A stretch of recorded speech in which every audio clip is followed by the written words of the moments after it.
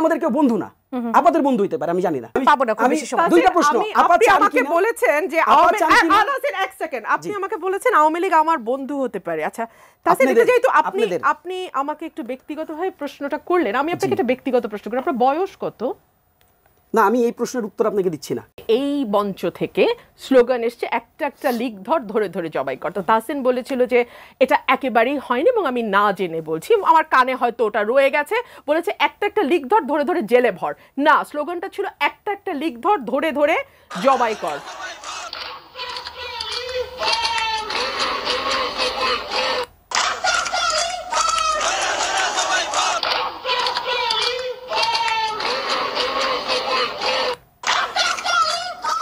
এই যে ধরুন প্রচন্ড রকম অসহিষ্ণুতার যে চাষ, আমি জানি না এটা কি শাহবাগ এলাকাটার সমস্যা কিনা জানি না, তাদেরই কেন জানি চরম অসহিষ্ণুতা।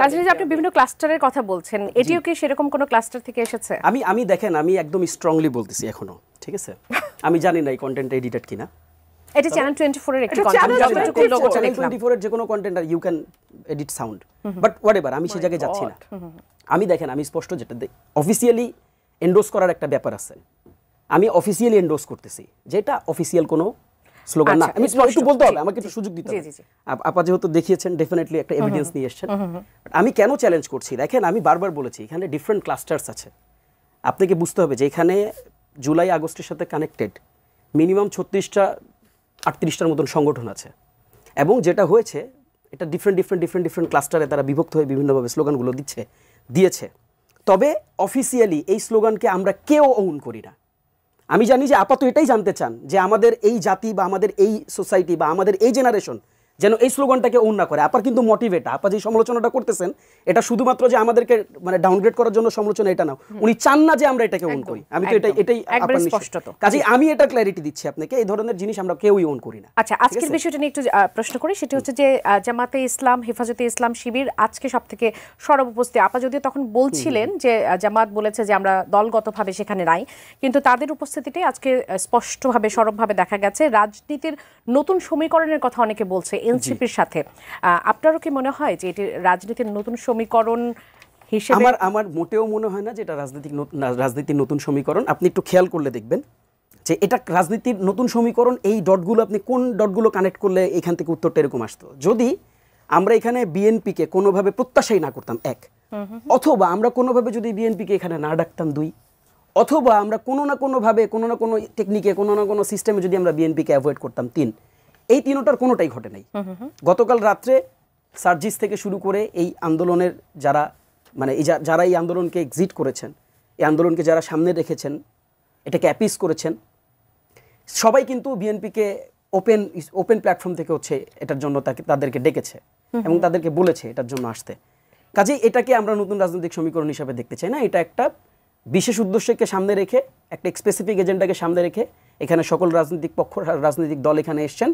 ইভেনচুয়ালি আমরা কাউকে ডেকেও আনি নাই। সাবেক রাষ্ট্রপতির দেশ ত্যাগের বিষয়টি নিয়ে রুমিন আপা কথা বলেছেন যে তিনি চলে গেলেন মধ্যরাতে, আবার নারায়ণগঞ্জের যিনি মেয়র ছিলেন সেলিনা হায়াত আইভি, তার বাসায় মধ্যরাতে তাকে পুলিশ ধরতে চলে গেল, তার এলাকাবাসী সেটিকে আটকালো, এবং সেই সাথে আবার নওফেলের কথা তিনি উল্লেখ করেছেন এবং আরাফাতের কথা উল্লেখ করেছেন। এই ঘটনাগুলো ঘটলো কিভাবে সেটি নিয়ে আপনাদের মন্তব্যের জায়গা? অনেকে বলছে যে মূল বিষয়গুলো রেখে বা অনেক গুরুত্বপূর্ণ বিষয়গুলোকে একপাশে রেখে কি আপনারা শুধুমাত্র আওয়ামী লীগের বিচারটা চাচ্ছেন? আচ্ছা দেখেন, খুবই টেকনিক্যাল একটা মজার প্রশ্নটা, মানে আপা যেটা করেছেন, এই যে কার্যক্রমগুলো ঘটেছে, এই কার্যক্রমগুলোর বিপরীতে বিএনপির প্রতিবাদ কোথায়, আপার প্রতিবাদ কোথায়? আপা রাস্তায় নেমে জিজ্ঞেস করছেন সরকারের কাছে? জিজ্ঞেস করেন নাই তো, আপা খালি প্রশ্ন করেছেন টকশোতে। অথচ আমি আপনাকে একটু স্মরণ করাই দিই, এই যে আওয়ামী লীগ নিষিদ্ধের যে আন্দোলন, আপনি একটু স্মরণ করেন তো এই আন্দোলনটা কোনটাকে বেস করে শুরু হয়েছে?